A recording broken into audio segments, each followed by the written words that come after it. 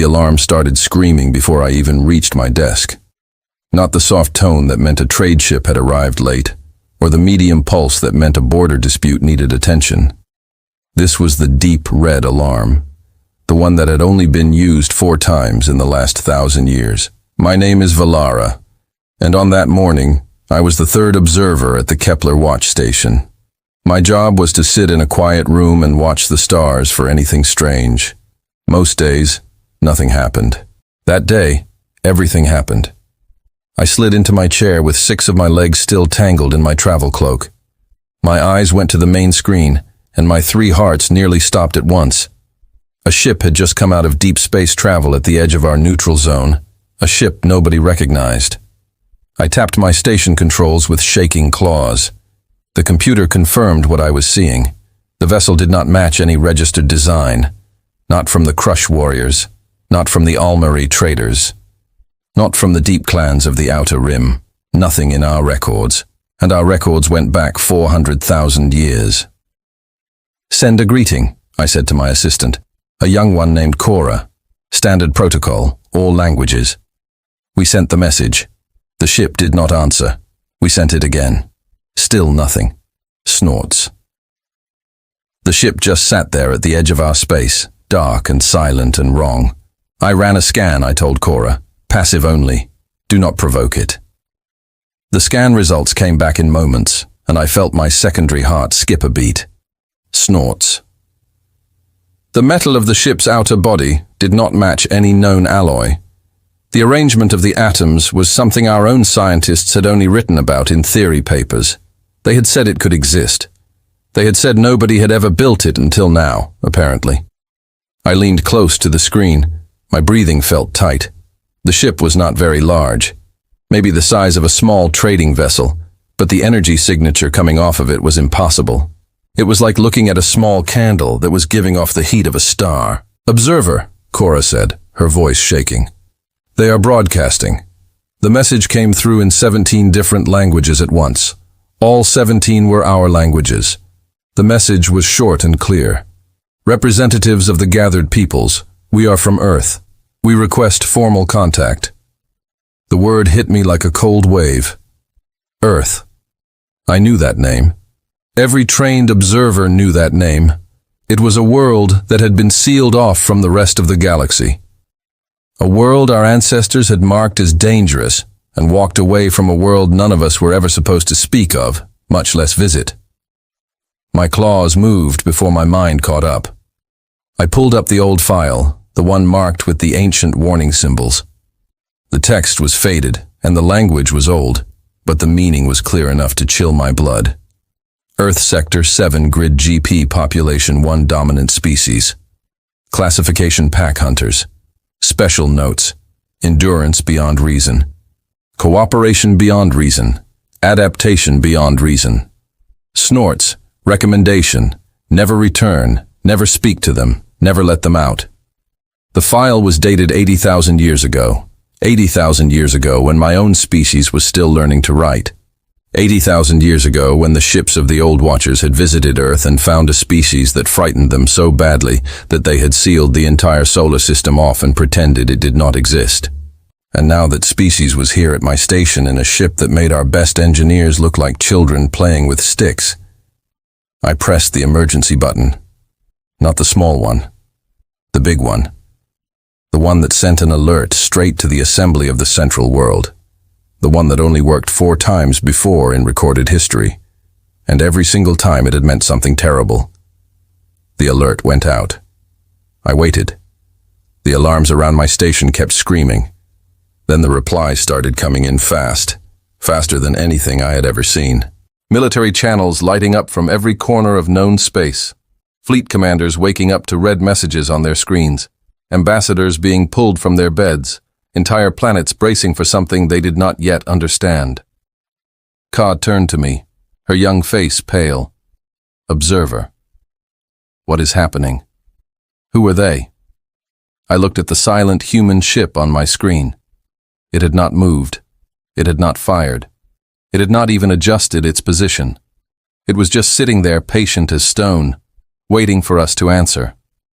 They are a species, I said slowly, that we tried to forget, and it seems they did not forget us. I opened the old file again and read the final paragraph.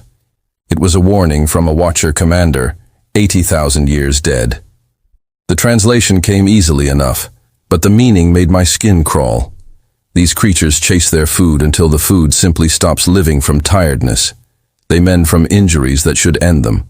They work together in numbers that make no sense for a predator. They bury their dead, and then they keep hunting. Do not let them leave their world. Do not teach them what we know. Do not give them a reason to remember us. I set down the file with trembling claws. 80,000 years. In that time, my own species had gone from simple tools to starships. We had built the great trading routes. We had solved illnesses that had once taken whole cities. We had mapped every star within 10,000 light years. How much had the humans done in 80,000 years? The answer was sitting in my sky in a ship made of metal that should not exist. My communication panel lit up. It was the High Assembly itself. The voice on the other end was the speaker, an elder Ailey whose voice I had only ever heard in official broadcasts. Today, her voice was shaking. "Observer, confirm your report. Is it truly them?" "Yes, speaker," I said. "The ship identifies itself as a craft from Earth. The broadcast matches no language pattern in our records, yet they speak our tongues with no accent I can detect. They have asked for formal contact. They have not shown any hostile action." The speaker was silent for a long time. I could hear other voices in the background arguing, shouting. Someone was crying. "Do not engage them," the speaker finally said. "Do nothing. Send no reply. Make no move. We are calling an emergency session. The entire galaxy is being asked to watch." The channel went quiet. I sat there staring at the screen. The human ship sat there too, calm as a sleeping child, its lights soft and steady. It was not threatening. It was not moving. But somehow, the longer I looked at it, the more I felt like I was a small creature standing in front of something much larger than me. Something that had chosen to stand very still so it would not scare me. Cora came and stood beside me. "Observer," she whispered. "What do we do?" I thought about the old file. I thought about the Watchers who had returned from Earth all those years ago, their numbers cut down, their eyes full of stories they could not share. I thought about the warning they had left for us, and how we had laughed at it in some corners of the galaxy, calling it old superstition. And now here we were watching that old superstition come true in real time. "We wait," I said quietly. "We watch and we pray that we were wrong about them." Behind me, the alarms kept ringing. Across the galaxy, in halls and ships and palaces and homes, every thinking being with access to a screen was now looking at the same image I was looking at. A small, patient ship at the edge of neutral space. A ship from a world we had tried to forget. And somewhere inside that ship, humans were waiting for us to answer. The emergency session started 4 hours later, and I was told to attend in person. That alone told me how serious things had become. Normally, I would have sent my reports through a secure channel and stayed at my post. But the speaker wanted every eye on the room. She wanted every voice heard. She wanted no space for excuses later. I boarded a fast transport and arrived at the central world within a single rotation. The assembly hall was already packed by the time I stepped inside. Thousands of delegates from hundreds of species filled the great circular chamber. I had never seen it so full. I had never seen it so loud either. The Crush warrior delegate was on his feet, his thick arms slamming against his stand.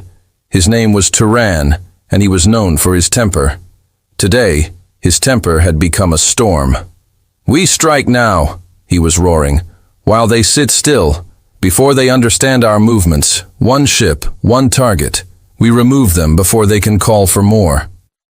The Almuri historian delegate stood up next. She was old, soft-spoken, and everyone went quiet when she rose. Her name was Elarth, and she had read every file in the deep archives more than once. "You do not understand what you are suggesting," she said, her voice trembling. "You have not read what I have read. You have not seen what the old watchers described. If we fire on them, we will not remove them. We will invite them. Then we invite them and we finish the matter, Turan said. Ellerith closed her eyes. No, you do not finish a matter with humans. Humans finish matters. That is what the old report said. That is what the Watchers learned. When a human decides that something must be done, they do it. They do not stop. They do not tire. They do not give up. We cannot outlast them because nothing in this galaxy has ever been able to outlast them. The hall went silent. Turan sat down slowly, his arms still tight with anger, but his eyes now uncertain. The speaker stood up from her high seat. She looked tired, more tired than I had ever seen her. We have opened the full file, she said. The one that only the inner circle was ever permitted to read. The one that the old Watchers sealed with their final act of authority. I have read it. The Council has read it. And now all of you must read it too, because this is no longer a secret we can carry alone. The files appeared on the screens in front of every delegate. I opened mine with shaking claws. What I read made me forget how to breathe for a long moment. 80,000 years ago, a survey team of 200 Watchers had gone to Earth. Only 12 had come back. The other 188 had been lost. Not in battles, not in accidents, but in a long, slow chase across 3 continents of the human world. The humans had tracked the Watchers for 2 full years.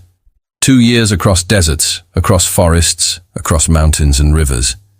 The Watchers had better tools, better weapons, better ships. It did not matter. The humans did not need better tools. They needed only their legs and their minds and each other. The humans would follow the Watchers during the hot parts of the day when Watcher bodies struggled in the heat. They would rest at night and start again at dawn. They would split into groups and come at the Watchers from many directions. They would lose some of their own, and then they would bury them, and then they would keep coming. The Watchers tried everything. They tried hiding. The humans found them. They tried running.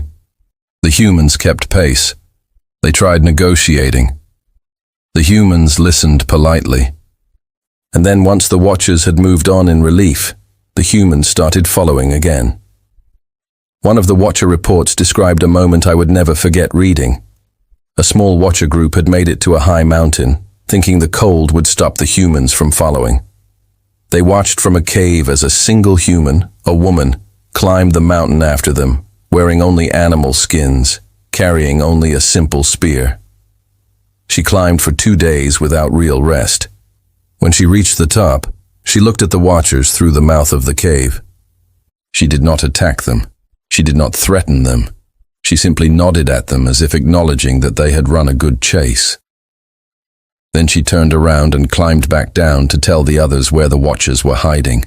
The 12 survivors had escaped only because their ship finally managed a repair and lifted them off the planet. The last thing they saw as they climbed into the sky was humans standing on hilltops across the landscape, watching them leave. Not cheering, not shouting, just watching, making sure the Watchers actually left. The Watchers had sealed the planet after that. They had placed a ring of silent satellites around the solar system to make sure nothing came in and nothing went out. They had marked Earth as forbidden in every official record. They had told future generations that the humans were too dangerous to contact, too strange to understand, too relentless to trust. And now those satellites had gone dark, not failed. I realized, disabled. The humans had been aware of them, possibly for centuries, and had been carefully and quietly taking them apart one by one. I closed the file with a trembling claw. Around me, the assembly was in chaos again. Some delegates were crying, some were angry, some were simply sitting in stunned silence, staring at nothing. A young delegate from a small sea world fainted at her stand and had to be carried out. The speaker raised her hands for quiet. It took a long time to come. "There is more," she said. "Our scientists have analyzed the new scans of the human ship. The results are not easy to share. The ship uses principles of travel that our own scientists had listed as impossible, not difficult, not dangerous, impossible according to our own laws of physics. She paused. Let that settle. This means, she said slowly, that in the 80,000 years we looked away from them, the humans did not simply catch up to us. They went somewhere else entirely. They found paths in reality that we never even suspected existed, and they did it alone in a single world without any help from any of us. A delegate called out, "How did they do it? How is such a thing possible for a single species?" Eller answered before the speaker could. Her voice was quiet. Because they had to. Because they were alone. Because we left them alone in a world that fought them at every step. A world full of creatures that hunted them, illnesses that struck them down, whether that tried to freeze or burn or drown them. And every single time they did not leave, they could not leave. So they learned, and they learned, and they kept learning. For 80,000 years, they had nothing to do but learn. The room was silent. I thought about that. A world full of danger, a species that could not escape it.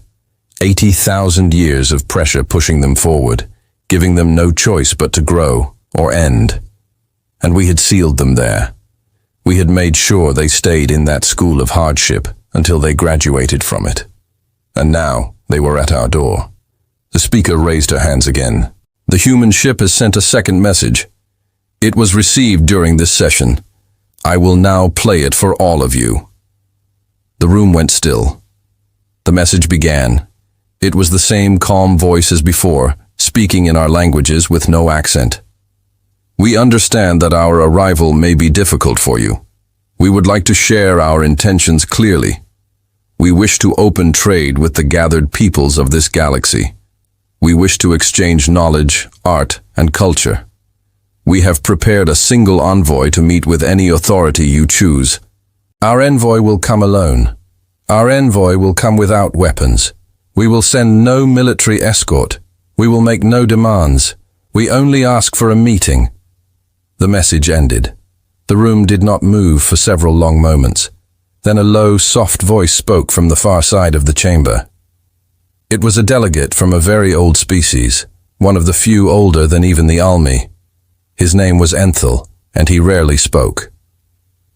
"Do you understand what they are telling us?" he asked quietly. Nobody answered. Enthel went on. "They are telling us that they feel safe. They are telling us that one human unarmed with no escort feels safe enough to stand in a room full of us. They are telling us that they have measured what we have and what they have. And they have decided that one of them is enough to walk among us and come home again." Turan spoke up, but his voice was no longer loud. "Maybe they are lying. Maybe it is a trick. Maybe." Enel said, "But consider this. If they are lying, they are still telling us what they want us to believe. They want us to believe that they do not fear us. They want us to know that they think themselves safe. Whether or not it is true, they are speaking to us the way a larger creature speaks to a smaller one, with patience, with kindness, with no need, to show their strength because their strength is already understood." The speaker nodded slowly. "We will accept the meeting," she said. "We have no real choice. To refuse would be to insult them, and I do not think any of us wish to learn what happens when a species such as theirs feels insulted." She turned to the delegates. "Who among us will meet with the human envoy? Who will carry our voice to this single unarmed stranger from a sealed world?" The hall fell silent again. Nobody raised a limb. Nobody stood up. Nobody even looked at the speaker. I felt my chest tighten. I understood why. Everyone in that room had just read the old file. Everyone in that room knew what humans had done to the Watchers. Nobody wanted to be the first to stand face to face with one. My claws moved before my mind caught up. I raised one leg. The speaker saw me. "Observer, you wish to volunteer?" I swallowed. "I found them. I was the one who saw the ship first. I think it is right that I be the one to meet them. If they are as terrible as the old reports say, then at least only one of us is at risk, And if they are not as terrible as we believe, then I will be the first to know it, and I can bring that news back to the rest of you." The speaker looked at me for a long moment. Then she nodded. "Very well," she said. "Prepare yourself, observer. You depart tomorrow. May the ancestors watch over you." I lowered my leg. My hearts were pounding. I had just volunteered to stand in a room with one of the most frightening creatures in the known galaxy. And somewhere in the back of my mind, a very small, very quiet voice asked me a question I did not want to answer. What if the old reports were wrong? What if we had been afraid of the wrong thing for 80,000 years? What if the true surprise was not what the humans would do to us, but what they might offer us if we could finally be brave enough to listen? The meeting room was small on purpose. That had been my request. I did not want a grand hall with thousands watching. I did not want cameras or generals standing in the corners or guards pretending to be servants.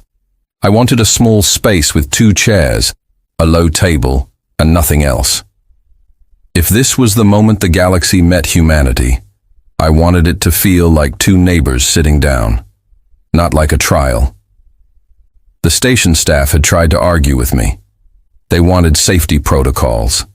They wanted hidden weapons. They wanted 1,000 ways to stop the human if things went wrong. I told them no to all of it. If the old reports were right, no hidden weapon would save me. And if the old reports were wrong, I did not want to poison the first meeting with lies. So I sat in the small room alone, waiting. My claws trembled against the edge of my chair. My breathing came fast. I tried to remember the calming exercises from my training, but they would not stick in my mind. The door opened, and the human walked in. She was smaller than I had pictured. I had read all the old Watcher reports, and those reports had described humans as tall, lean predators with sharp eyes and a steady walk. This human was tall for her kind, I could tell, but she was not big. She came up to about the height of my middle body. Her skin was a warm color, her hair was dark and tied back, and her eyes were bright and steady. She was also strangely smiling. I remembered the old warning. Humans show their teeth when they mean to threaten. I froze. But then I looked at her more carefully, and something about the smile did not match the warning. Her eyes were soft. Her shoulders were loose. Her hands were open at her sides. If this was a threat display, it was the gentlest one I had ever seen. "Hello," she said in my own language with no accent at all. "May I sit down?" I managed to nod. She walked to the chair across from me and sat moving slowly and carefully the way one would move around a small, frightened animal, which I realized I very much was at that moment. "My name is Hannah," she said. "I have been chosen to speak for Earth today. Thank you for meeting with me." "I am Vithera," I said. My voice came out thinner than I wanted. "I was the one who saw your ship first." Her face lit up. "Really? That must have been a strange day for you." I let out a shaky laugh. I had not expected to laugh today. Yes, it was a very strange day. It is still a very strange day. "I imagine so," Hannah said. "I am sorry we surprised everyone. We spent a long time trying to figure out the best way to arrive.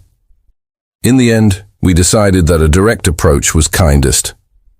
We did not want to sneak in and be found later. That felt dishonest." She reached into a small bag at her side. I was tense. She noticed, and her hand slowed down. "I am sorry," she said gently. "I should have told you I brought tea. It is an earth drink.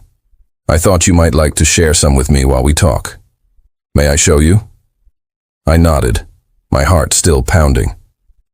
She pulled out a small kettle, 2 cups, and a folded cloth. She set them on the table between us and poured warm amber liquid into both cups. The smell was unusual, but not unpleasant. Something like the tree flowers of my home world. "You do not have to drink it," she said, "but I wanted to offer." I looked at the cup. I looked at her. I looked at the cup again. Then I picked it up with one of my smaller claws and took a small sip. It was warm, and a little bitter, and a little sweet, and something in my chest loosened. I had not realized how tight I had been holding myself until that small, warm thing slid down my throat. "Thank you," I said quietly. Hannah smiled again, and this time the smile did not seem strange at all. "So," she said, settling back in her chair, "I expect you have many questions."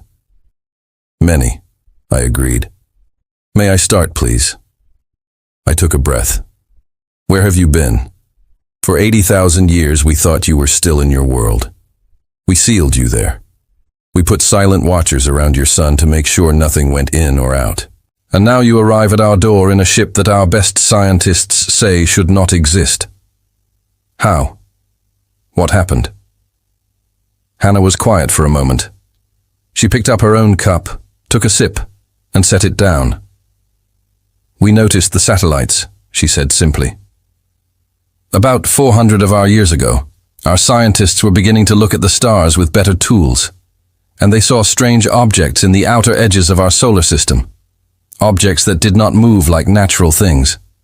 Objects that seemed to be watching us." I said quietly. "It took us a long time to understand what we were seeing," she said. "But when we did, we were not angry.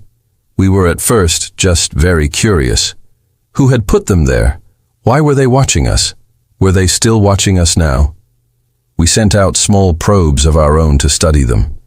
That was when we learned that the satellites were old, very old, and that they were designed to keep things inside our system from leaving and to keep things outside from coming in." "And you felt what? Angry? Betrayed?" Hannah tilted her head. "Some of us did at first, but most of us were, I think, thoughtful. We wondered what we had done to make the wider galaxy afraid of us. We wondered what kind of beings had decided we were too dangerous to meet. We looked at ourselves, at our history, at our nature, and we understood slowly that we must have seemed very strange to visitors who came from different paths of life." I leaned forward a little. "You figured out that you frightened someone?" "Yes," she said. "We looked at our own world, the animals we share it with, the way we hunt, the way we survive.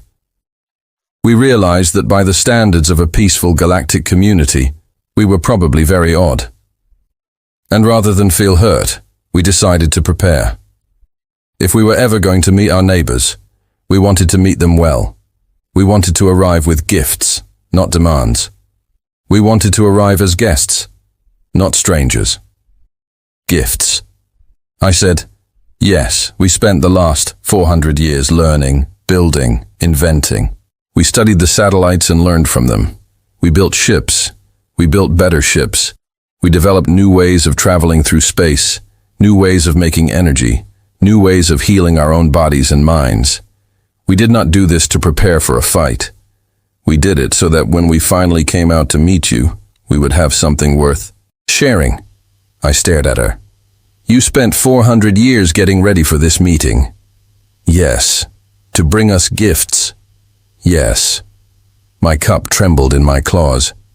I set it down before I spilled it. "I do not understand," I said quietly. "You could have come out angry. You could have come out seeking to make us pay for sealing you in. You could have come out demanding land or power or respect taken at the edge of a weapon. Instead, you came out with tea and a single envoy and a wish to share what you have learned." "Why?" Hannah was quiet for a long time. Her eyes looked somewhere far away, as if she were remembering something. "Valara," she said finally, "may I tell you something about humans that most of the galaxy does not know? Please, we have a history, a long one. We have done many things that were not good. We fought each other for thousands of years over land and food and ideas. We hurt our own world before we learned to take care of it. We were not always the kind of people we wanted to be." She paused. "But we were also alone," she said. "For all our history, we had no neighbors, no friends among the stars, no one to look up at the night sky with us and say, 'Yes, we see you. You are not alone. We grew up in a single world, fighting only ourselves with only ourselves to blame when things went wrong. And over time, we learned something. We learned that the only way forward was together. We learned that the old ways, the fighting and the fearing, were a dead road. We chose a different path, not because we were forced to, but because we got tired of the other one. She looked at me with those steady eyes. When we found out we had been sealed away, we did not feel anger. We felt a kind of sadness because we realized that the galaxy had met our younger selves, our frightened, hungry ancestors, and had judged us by what we were then. We understood because we had once judged each other the same way. We decided that the best answer was not to be angry. It was to show up eventually as the people we had become, not the people we had been. I did not know what to say. I sat in my chair, my tea cooling in front of me, looking at this small creature across from me who had explained to me gently and without shame the hardest story of her species. "What do you want?" I finally asked, truly from us, from this meeting from the galaxy. Hannah smiled softly. "Friends," she said. "We want friends. We want to trade stories. We want to learn what you know. We want to share what we know. We want to sit in rooms like this one and drink tea and talk with beings who are not human. We want to end our loneliness. That is all. That is all." I repeated quietly. That is all. I thought about the old reports. I thought about the watchers who had been chased across 3 continents. I thought about the sealed satellites and the warning that had been passed down for 80,000 years. I thought about the entire galaxy at this very moment, sitting in fear and wondering what horror was about to be unleashed upon them. And here, across a small table from me, was the horror. A small woman with a warm cup of tea asking for friends. Before I could answer, my wrist device beeped. So did hers. A moment later, we both looked down. "Excuse me," Hannah said. "It seems something is happening. Would you mind if I stepped out to take this call?" I nodded, my chest suddenly tight. "Please." She stood up and walked to the door, pulling a small device from her ear and speaking softly into it. Her tone did not change. Her face did not tense. She could have been answering a message from a friend. My own device showed me the alert, and my blood went cold. A crash warship acting without permission from the assembly had just entered the system and opened an attack on the human vessel parked in neutral space. I stared at the screen in horror.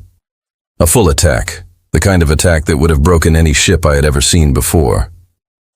Hannah turned back to me, sliding her device back into her pocket. Her face was still calm. "I am sorry for the interruption," she said. "Would you like to come with me to the observation deck?" Snorts.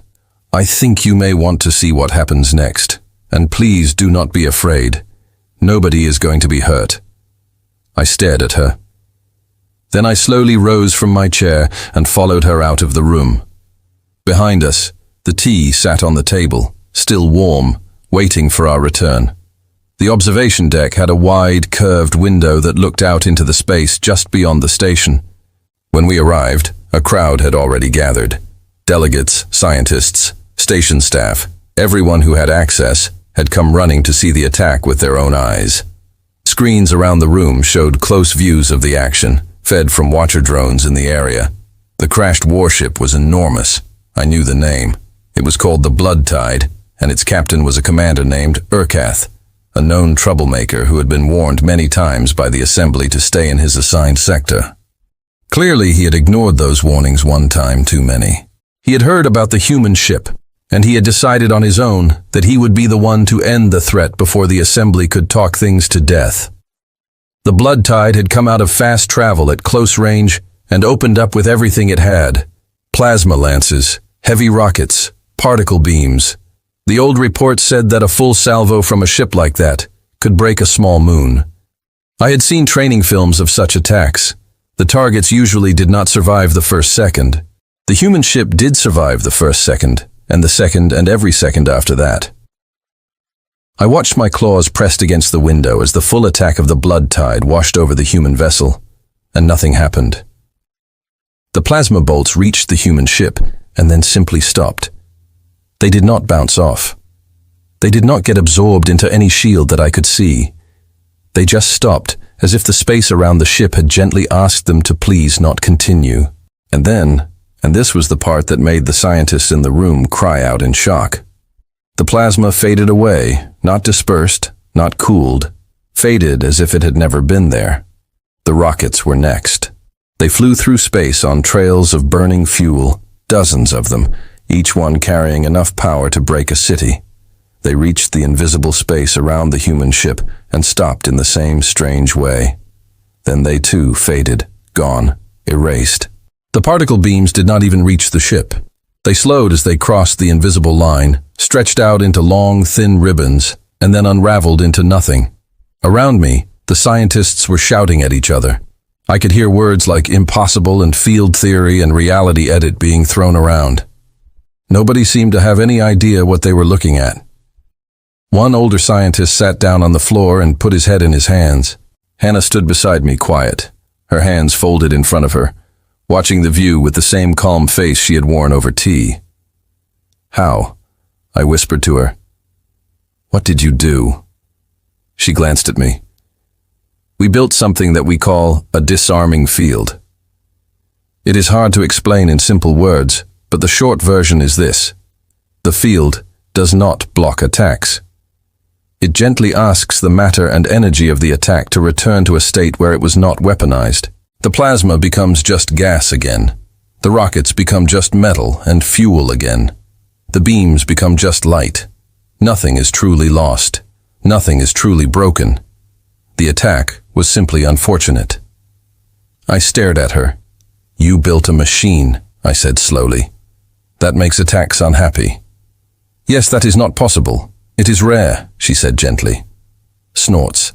"It took us about 150 years to finish the first working version. It was hard, but it was worth it." "Why? Why build such a thing?" She looked at me and her eyes were kind, but also a little sad. "Because we did not want to build bigger weapons anymore. We had done that for too long on our own world. We had filled our oceans with them. We had pointed them at each other. We had scared ourselves almost to the point of ending everything we had built. And one day, a long time ago, we decided we were done with that road. We wanted to be able to protect ourselves without ending others. We wanted a way to say no to attack without answering it with more attack. So our scientists went to work. And after many lifetimes, they gave us this. The attack from the blood tide had stopped. Now, its weapons banks were apparently empty, or close to it. On the screens, I could see figures moving on the crush warship, rushing to reload, shouting orders, panicking. And then the human ship spoke. Its voice came clearly through every open channel in the system. It was a calm voice, a warm voice, and it spoke in the crash tongue as easily as it had spoken on my own. "Greetings, Commander Urkath and crew of the Blood Tide. Your attack has caused no harm. We ask that you please stop firing and return to your assigned patrol route. We have no wish to harm you.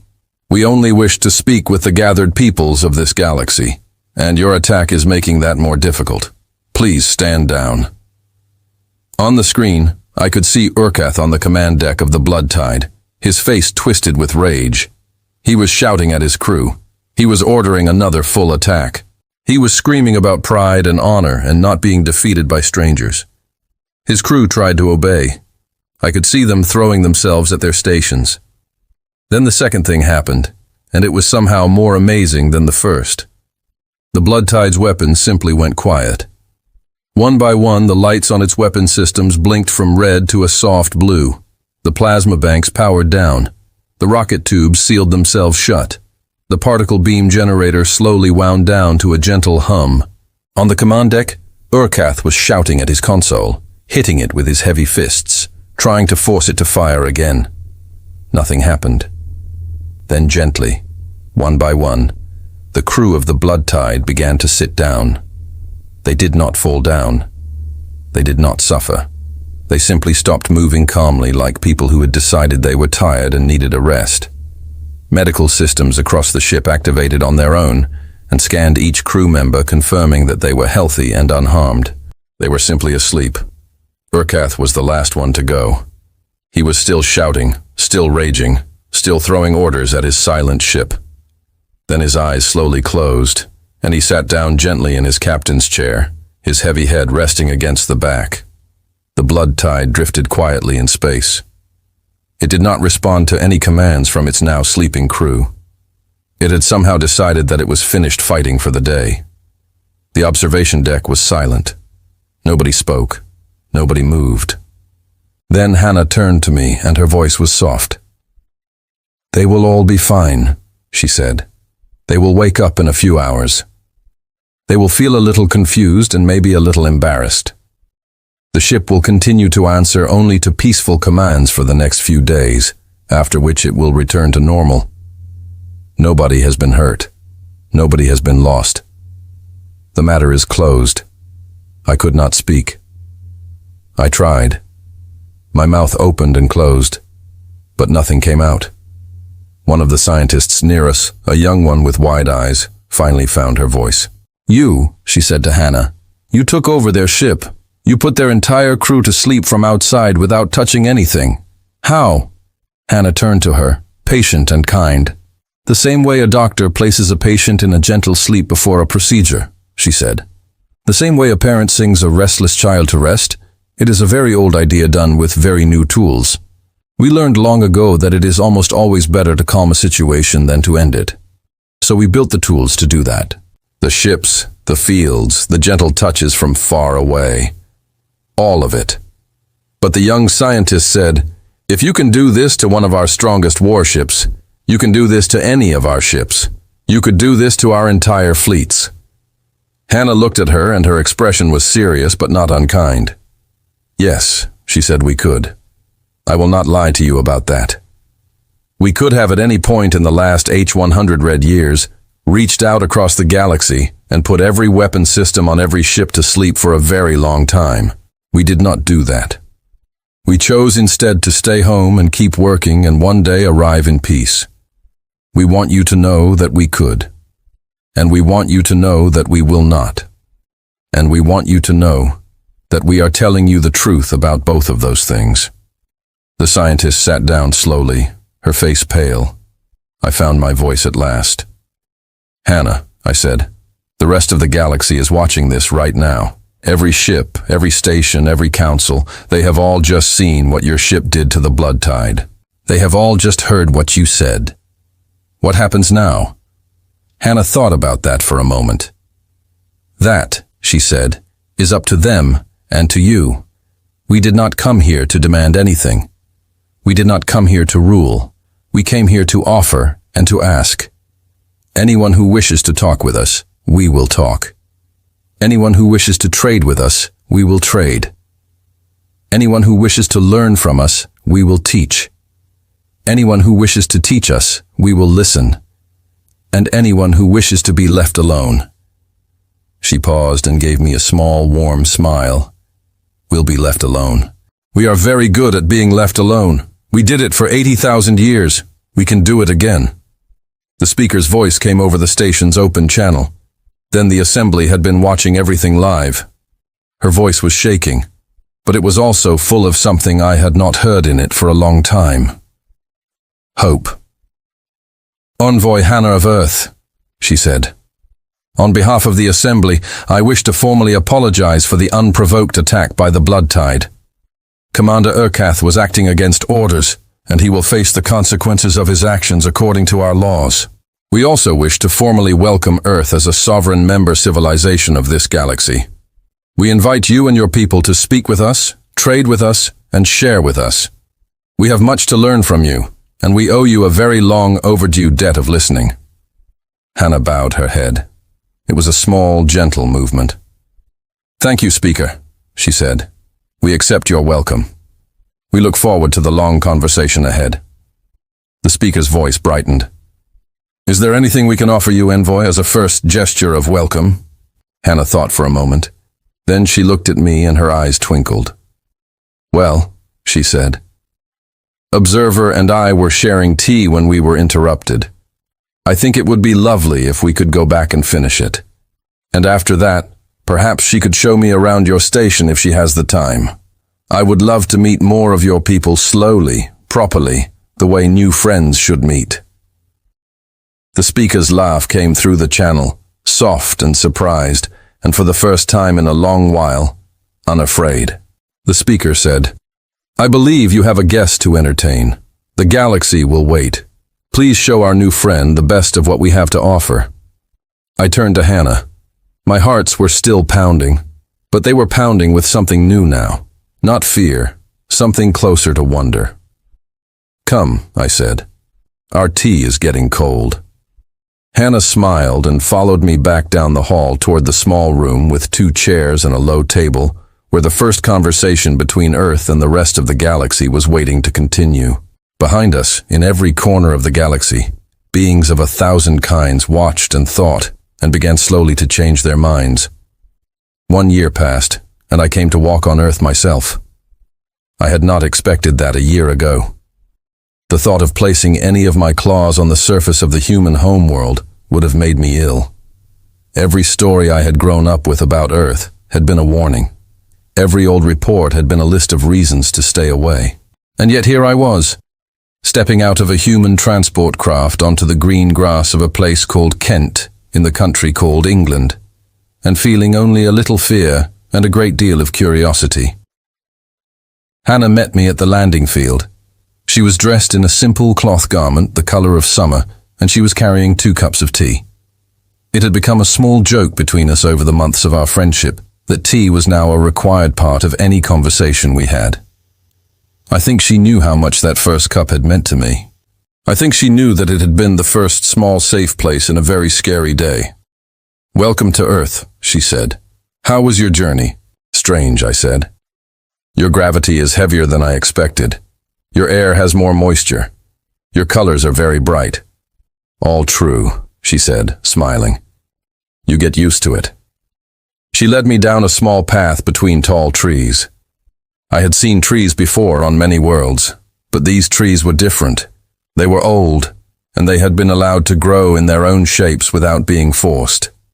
The wind moved their leaves, and the sound was like a soft song. I had not known trees could sing. "How is the network?" she asked as we walked.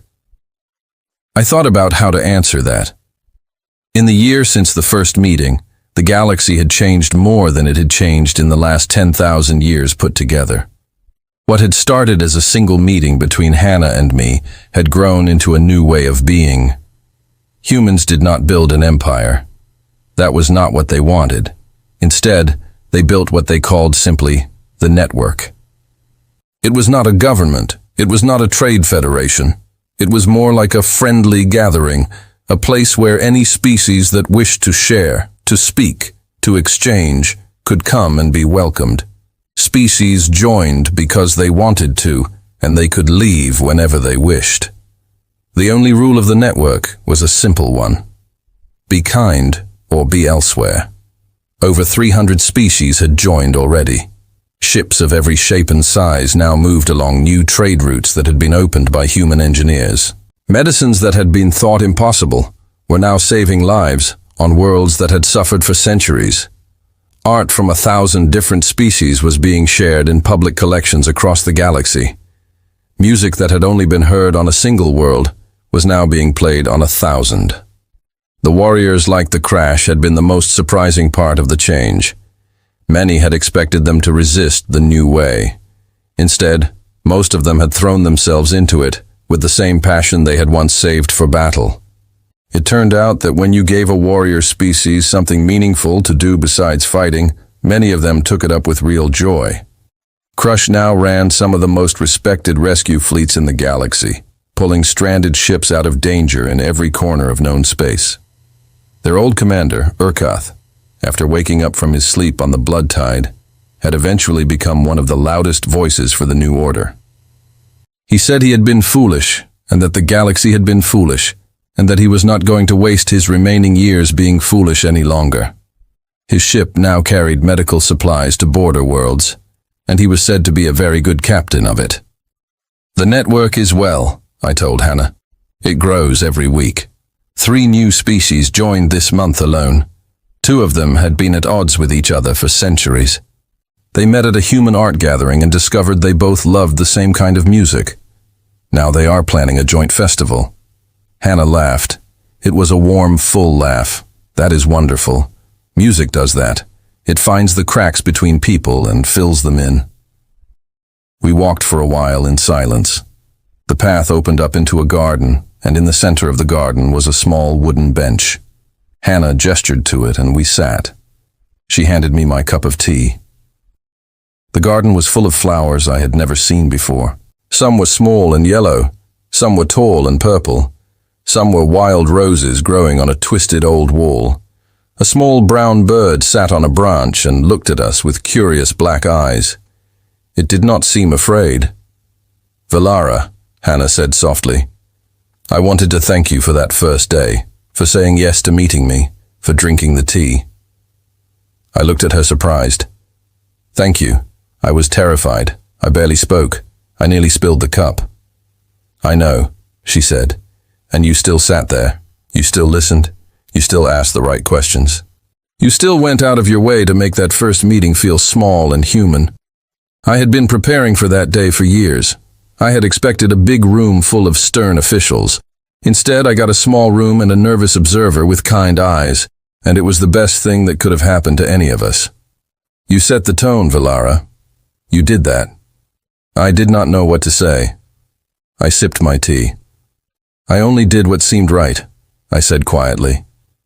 "That is often the best someone can do," Hannah said, "and it is often enough." A long moment passed. The bird on the branch began to sing. Its song was simple.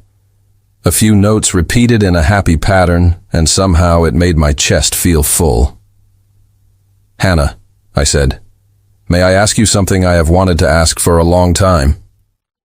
"Of course. What do humans truly want?"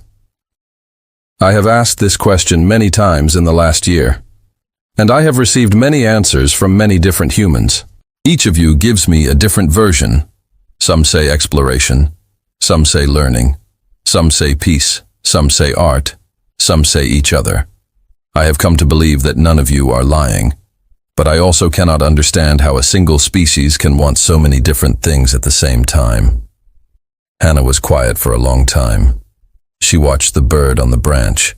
She watched the wind move the leaves. She watched a small round insect crawl across her foot. And she did not brush it away. I think she finally said that the true answer is very small and very simple. "I do not know if it will satisfy you. Please try." She turned to me.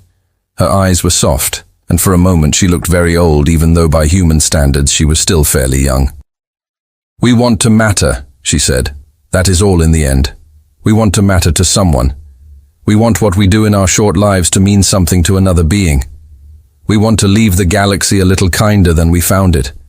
We want to know when we close our eyes for the last time that someone will miss us. We want the universe to notice that we were here." I felt something warm behind my eyes. I had not expected to feel it. "That is," I said slowly, "a very simple wish."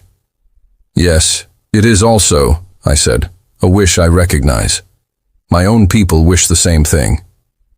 Most of the species I have ever met wish the same thing, though few of them say it out loud."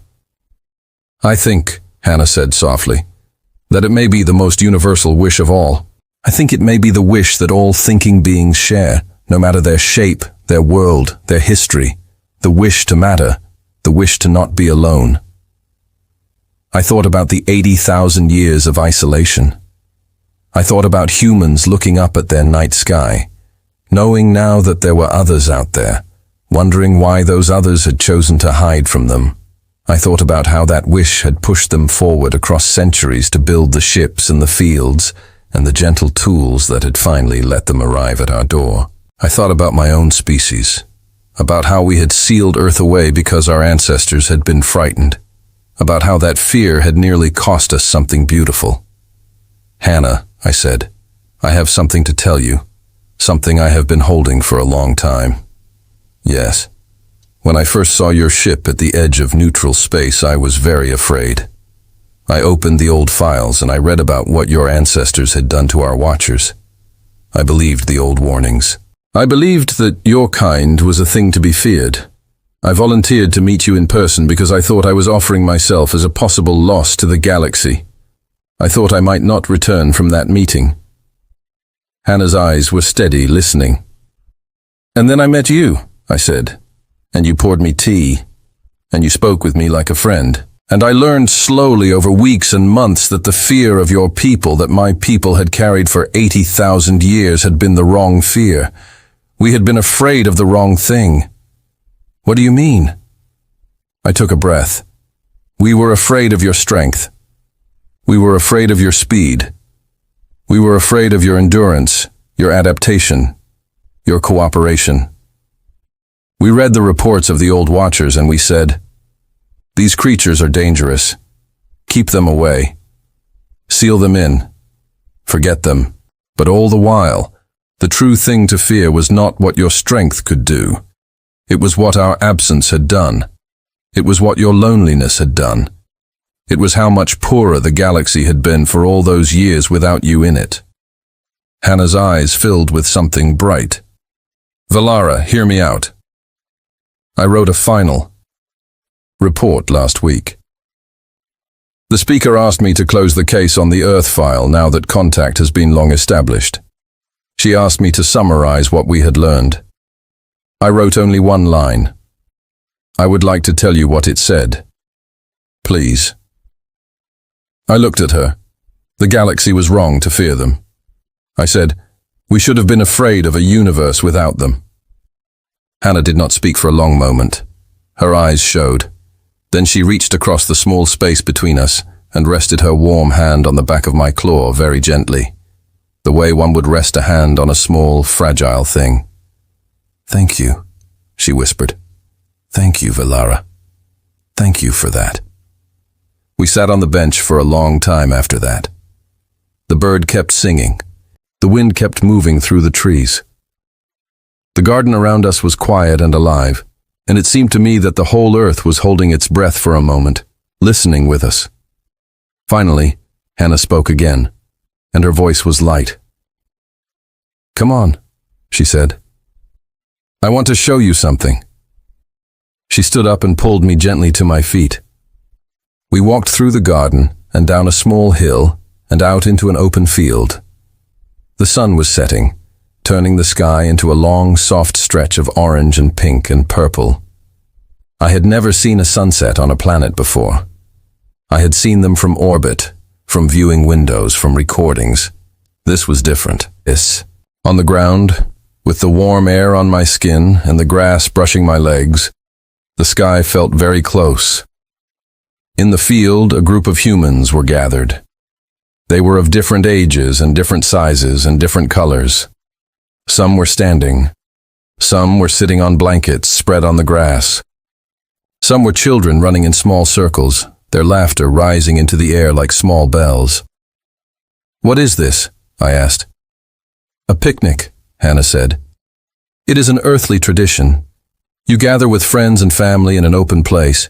You share food and drink. You tell stories. You watch the sun go down together. My family does this every year on this date. I wanted you to come. Your family? Yes, my parents, my brother, my brother's wife, their 2 small children, a few neighbors, and now also you. The group saw us approaching. They turned and waved, and the children came running up, their eyes wide. I was larger than they were. I had more legs than they had.